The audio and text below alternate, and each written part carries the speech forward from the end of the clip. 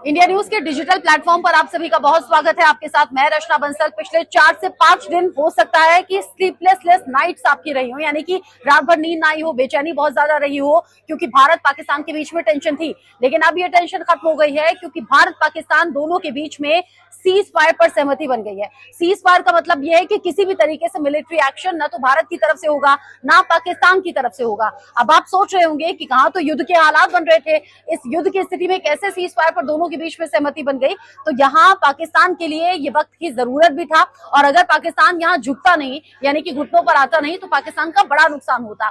अब इसकी क्रोनोलॉजी क्या है ये आपको समझाएंगे, लेकिन उससे पहले डोनाल्ड ट्रंप की ओर से जो पोस्ट किया गया है सोशल मीडिया अकाउंट एक्स पर, वो आप देख लीजिए, जिसमें बताया गया है कि रात भर लंबी बातचीत के बाद में दोनों देशों के बीच में सहमति बन गई है, यानी कि अग्रीड वो हो गए हैं full and immediate cease fire को लेकर। यानी दोनों की तरफ से सीज फायर पर सहमति बनी है। यहाँ वो कांग्रेस कह रहे हैं दोनों को, और कह रहे हैं कि इस कॉमन सेंस को दिखाने के लिए और ग्रेट इंटेलिजेंस को दिखाने के लिए दोनों ही देशों को मैं मुबारकबाद देता हूं। और वो बता रहे हैं कि दोनों देश इस पर सहमत हो गए, यानी कि सीज फायर पर सहमत हो गए। डोनाल्ड ट्रंप की ओर से बता दिया गया, क्योंकि अमेरिका के विदेश मंत्रालय की ओर से बीच बीच में जानकारी दी गई थी कि दोनों देशों को शांति पर बात करनी चाहिए, दोनों देशों को सीज फायर पर बात करनी चाहिए और इस मामले को सुलझाना चाहिए। ये प्रधानमंत्री मोदी भी कई बार कह चुके हैं कि आज का युग युद्ध का नहीं है, युद्ध से किसी का भला नहीं होता। लेकिन जब युद्ध के हालात बन गए थे, आज आपको ये बड़ी खबर भी जाननी चाहिए, क्योंकि भारत सरकार के टॉप सोर्सेज ने कह दिया था कि अब आगे इस सिचुएशन में अगर पाकिस्तान की तरफ से कोई भी आतंकी हमला होता है तो भारत के खिलाफ इसे युद्ध की कार्रवाई माना जाएगा, यानी इसे एक्ट ऑफ वॉर माना जाएगा।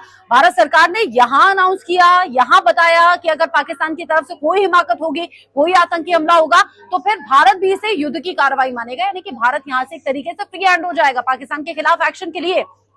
क्योंकि अभी तक क्या हो रहा था, पाकिस्तान जो हमले कर रहा था भारत की तरफ, उन्हें न सिर्फ भारत रोक रहा था बल्कि जवाबी कार्रवाई भी कर रहा था। पाकिस्तान को उसमें बड़ा नुकसान हो गया, और वो नुकसान भी ऐसा वैसा नहीं। 9 आतंकी कैंप ध्वस्त हुए, सैकड़ों की संख्या में आतंकवादी मारे गए, और जो जगह जगह जो जवाबी कार्रवाई हुई भारत की तरफ से, उसमें पाकिस्तान का बड़ा नुकसान हुआ। वैसे ही अर्थव्यवस्था बेपटरी है, वैसे ही हाथ में भीख का कटोरा है, और जो एयरबेस तबाह हुए हैं, जो जगह जगह एयरपोर्ट के जो रनवे तबाह हुए हैं, उससे पाकिस्तान को बड़ी चोट पहुंची।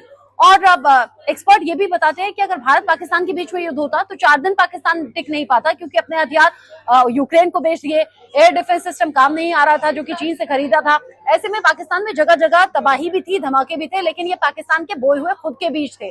और अब ये सिचुएशन को देखते हुए पाकिस्तान घुटनों पर आया है, और भारत पाकिस्तान के बीच में सीज फायर पर सहमति बन गई है।